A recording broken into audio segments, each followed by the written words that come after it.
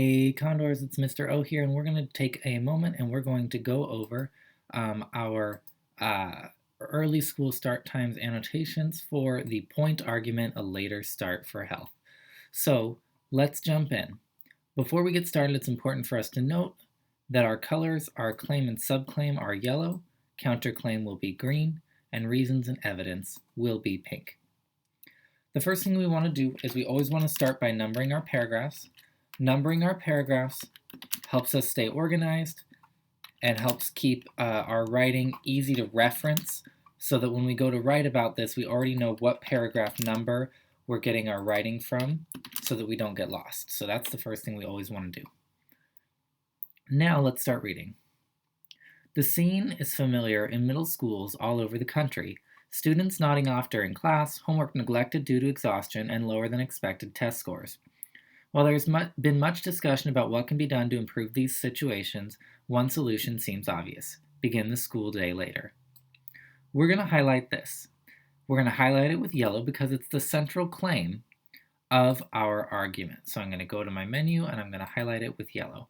The main claim that this author is going to support with evidence and reasons is to begin the school day later. They're also going to support this claim with subclaims. So let's keep reading. Sleep research supports this view. Young children typically need 10 to 11 hours of sleep per night. This amount decreases to 8 to 9 hours as children enter their teen years. But a major change in the brain's signal for sleep also occurs at this time. Where the younger children's brain releases sleep hormones earlier in the evening, the adolescent's brain releases those hormones later. This leads to a later bedtime for teens. In an ideal world, the later bedtime should come with a later wake-up time.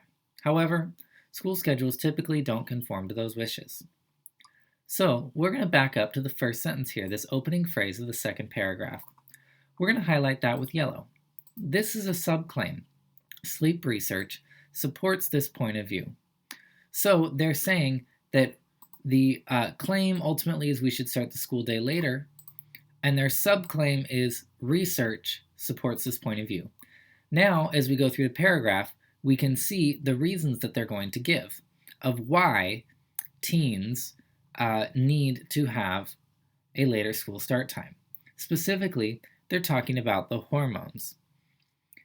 If we look in the second to last line of the paragraph, the author says, adolescent's brain releases these hormones later. This leads to a later bedtime for teens. So the reason that sleep research supports the view for beginning the school day later is that teens need a later bedtime because their brain releases sleep hormones later. Finally, in the last sentence, we read, the later bedtime should come with later wake-up time. So, again, this is a subclaim because it supports the main claim. If you wake up late, or if you go to sleep late, you should wake up late. That is a subclaim that supports the idea that the school day should begin later. Let's read on in paragraph 3. Many renowned doctors have also weighed in and support the later school start times. These esteemed doctors have found that adolescents who get the proper amount of sleep receive higher grades and better test scores. They have also found that these teens have a better quality of life. Studies have shown that a later school start time allows teenage students to get the sleep they need in order to grow and learn. So, what can be done to achieve this goal?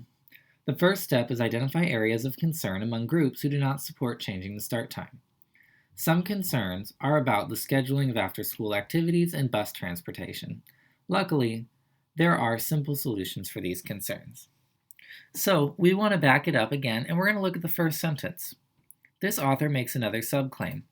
They claim that doctors support the later school start time for students in middle and high school. So this is a subclaim that's going to support our main claim about beginning the day later.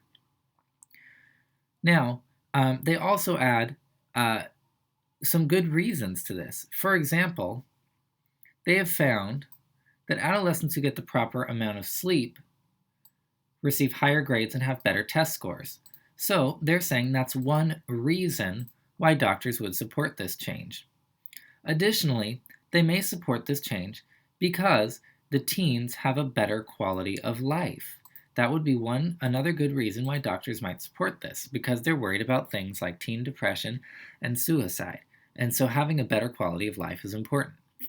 Finally, studies have shown that a later school start time allows teenage students to get the sleep they need in order to grow and learn. This is our third reason that the author provides for why doctors support this. So they're saying getting the amount of sleep they need to grow and learn is an important reason. Now, you may have noticed that later on in this paragraph, the author jumps into some counterclaims. They start talking about what needs to be done and identifying areas of concern, and they proceed to identify some of those areas, such as scheduling of after-school activities and bus transportation. We're going to highlight that in green because that's part of the counterclaim. That would be the argument the other side would make. This author is going to spend some time addressing counterclaims in order to show the readers that they have credibility because they've thought of multiple sides of this argument. Continuing on in the fourth paragraph. Many opponents say the later start time means a later end time. This may interfere with students' participation in extracurricular programs such as athletics or tutoring. While it is true that pushing back the clock will decrease the amount of time available for after-school activities, the small sacrifice is worth it. If more students get the sleep they need, chances are high that their need for tutoring will go away. They will also be more focused, which means the amount of time needed for homework will lessen. Athletic events do not need to stop simply because it's evening. Schools can install lights on outdoor fields and allow students to access indoor facilities later into the evening. So, they again start to address some of the counterclaims. First and foremost, the later end time. People are often very concerned with traffic and whatnot, as well as transportation and parent schedules about end times. Additionally, another concern is participation in extracurricular programs they're worried will suffer because of the later end time. However, they go on and they provide 3 subclaims for why this isn't true and in defense of their position. The reason these are subclaims is because they're not supported by any reasons. Therefore, the author makes the claim without giving any additional support. Those subclaims are that the need for tutoring will go away, that students will be more focused, and finally, they also argue that the time needed for homework will lessen. Again, these claims haven't been proven with any reasons. They're just claims. Finally, they do give one reason why the after-school activities are not a problem. They argue schools can install lights on outdoor fields to allow students access to indoor facilities later into the evening. They're saying this is a reason this isn't a problem.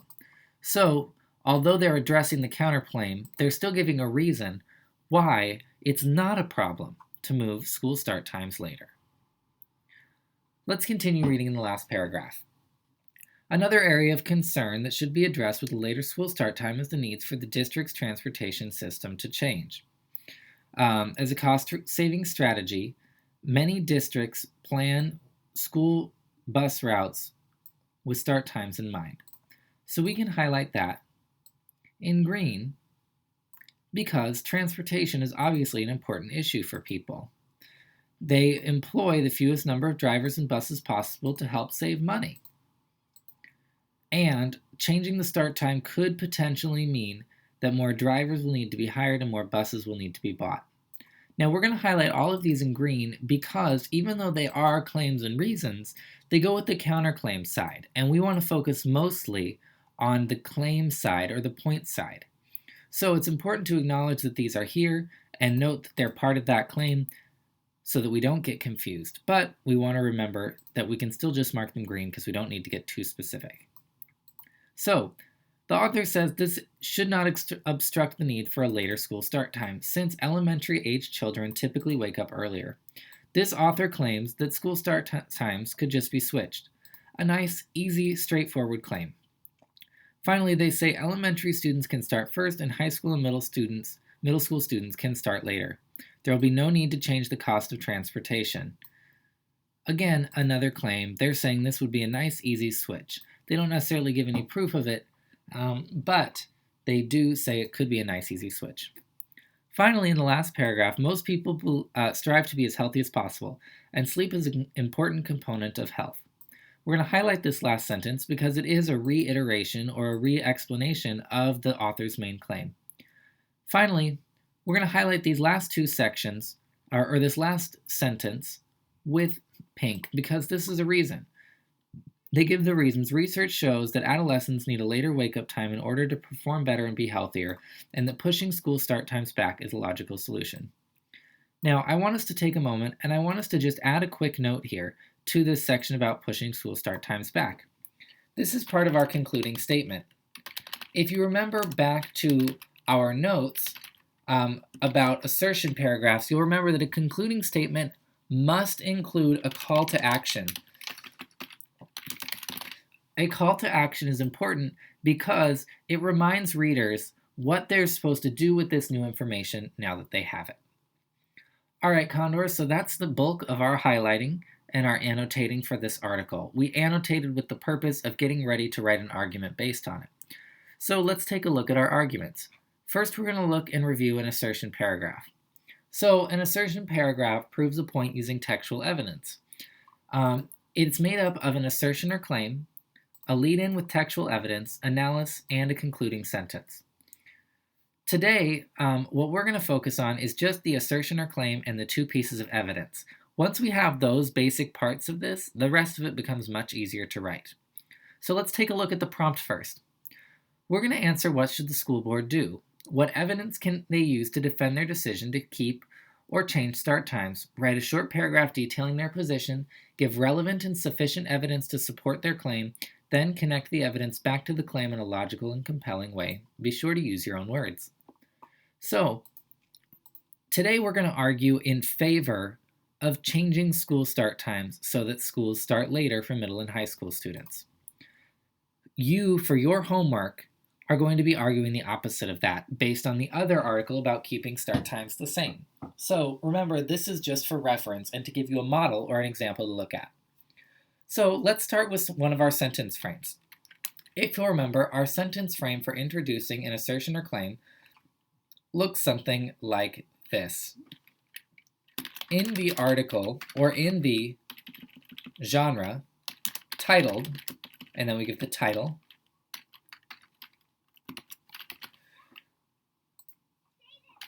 and the title goes in quotation marks because it's an article or a short piece of writing. In the blank, title blank, we normally would say the author's name here. However, we don't know the author. Argues or proves that ... and we say what's going to be proven. And then we're going to build on from there. So let's fill in our blanks. In the article titled Point, a later start for health, the author, again, we don't have the author's name, so we can just say the author, proves that middle and high school students should begin the school day later, and therefore the school board should adjust the start times of schools for these students, period. So now we've addressed all parts of our prompt, and we've included our title, author, and genre as well in our assertion or claim.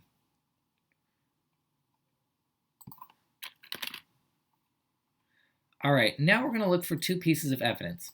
If we go back to our text, we found lots of reasons and lots of evidence. Now, primarily we found it in paragraphs 2 and in paragraph 3. Now, since they referenced sleep research and they referenced, since they referenced sleep research and doctors, one in each paragraph, we can use both. So, for example, we might take the line about the adolescent's brains, right?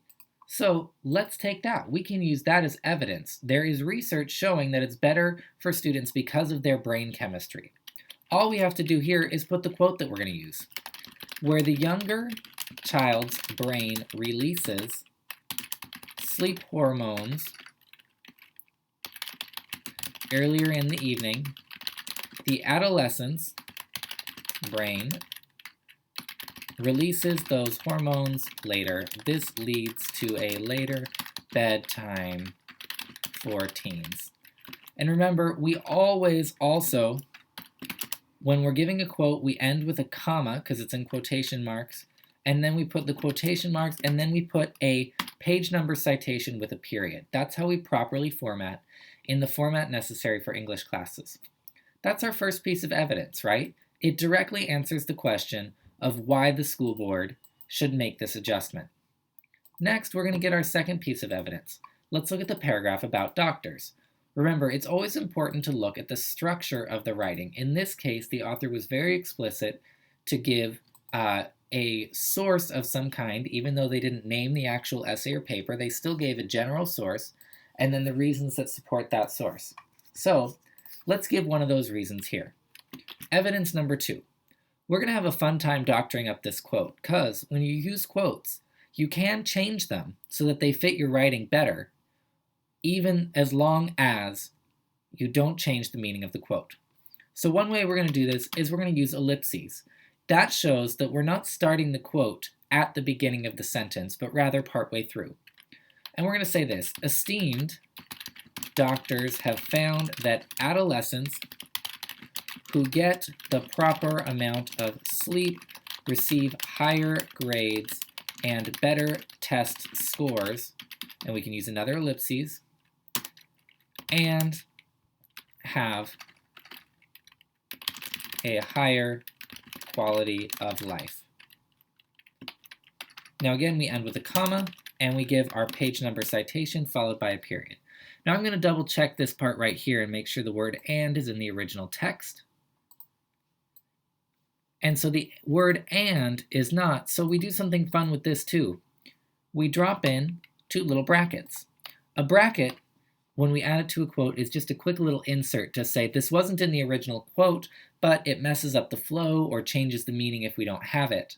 So, therefore, we need to add it in there to make sure the quote still makes sense even though it doesn't change the meaning. So, Condors, that is what you're doing.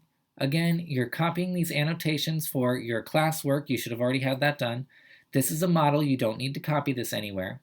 And remember, for your homework assignment, because we can take a moment and review that together, for your homework assignment, you're going to open Google Classroom.